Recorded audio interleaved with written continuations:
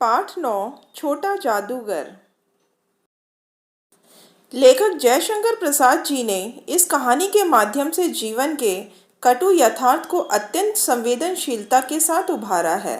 आइए इस कहानी को देखते हैं कि किस प्रकार जीवन की कठोरता व्यक्ति को सब कुछ सहन करना सिखा देती है।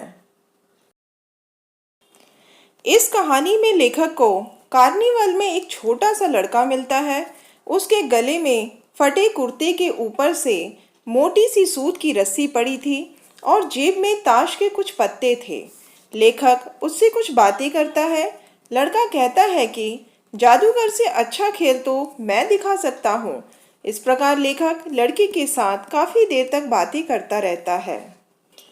लेखक उसे अपने साथ मेले में घुमाता है, फिर उसके माता पिता के बारे में पूछता है तो लड़का कहता है बाबूजी जेल में हैं और माँ बीमार है। यह सुनकर लेखक ने कहा, और तुम तमाशा देख रहे हो? इस पर लड़के ने कहा, तमाशा देखने नहीं, दिखाने निकला हूँ। कुछ पैसे ले जाऊंगा तो माँ को भोजन दूंगा।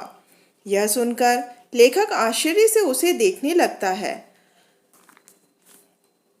और फिर लेखक ने उससे कहा, अच्छा चलो निशाना लगाया जाए। फिर लेखक ने 12 टिकट खरीदकर उस लड़के को दिलाए। उसने एक गेंद भी खाली नहीं जाने दी और 12 खिलौनों को बटोर लिया। कुछ खिलौने रुमाल में बांधे और कुछ जेब में रखे और वह लड़का चला जाता है। और लेखक भी घूमकर पान की दुकान पर आ गया और इधर उधर टहलता हुआ सब देखता रहा। अचानक किसी ने ऊपर से हिंडोले से पुकारा, बाबूजी। मैंने पूछा, कौन? मैं हूँ छोटा जादूगर।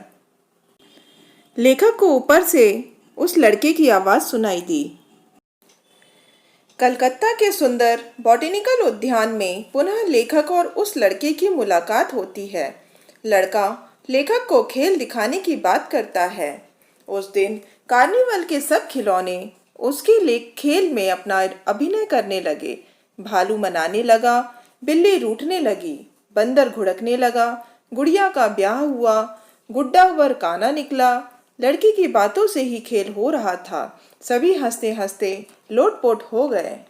लेखक की श्रीमती जी ने धीरे से 1 रुपया दे दिया। वह उछल पड़ा। मैंने कहा, लड़के, छोटा जादूगर कहिए, यही मेरा नाम है, इसी से मेरी जीविका है। लेखक की श्रीमती जी ने कहा, अच्छा तुम इस रुपए से क्या करोगे? लड़के ने कहा, पहले भरपेट पकौड़ी खाऊंगा, फिर एक सूती कंबल लूंगा। लड़के की बातें सुनकर लेखक अंदर ही अंदर दुखी हो जाता है। लेखक धीरे धीरे मोटर से हावड़ा की ओर आ रहे थे।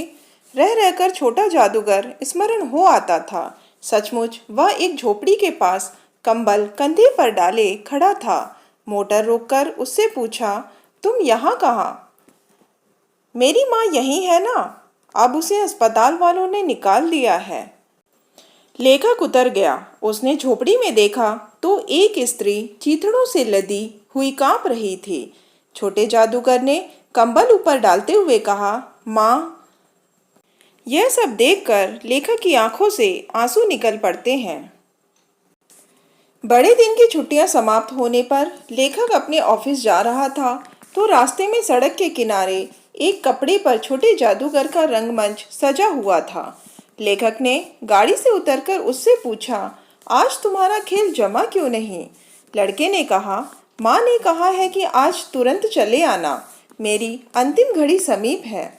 यह सुनते ही लेखक लड़के को गाड़ी में बिठाता है और झोपड़े तक पहुंचा।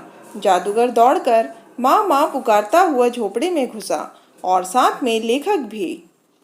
छोटे जादूगर की माँ के मुंह से बे निकला और वह मर गई। जादूगर उससे लिपटा रो रहा था। लेखक को ऐसा महसूस हुआ जैसे सारा संसार जादू सा उसके चारों ओर नाच रहा था। इस प्रकार इस कहानी में एक छोटा बच्चा अपनी बीमार माँ की देखभाल एवं अपनी ज़रूरतों की पूर्ति अत्यंत ही स्वाभिमान के साथ करता है। वह किसी की दया पर नहीं बल्कि अपने परिश्रम के बल पर जीविका निर्वाह करता है। वह अत्यंत छोटी उम्र में ही दुनिया के खेल को अच्छी तरह समझने लगा है। अतः हमें भी जीवन में स्वाभिमानी और परिश्रमी होना चाहिए। धन्यवाद।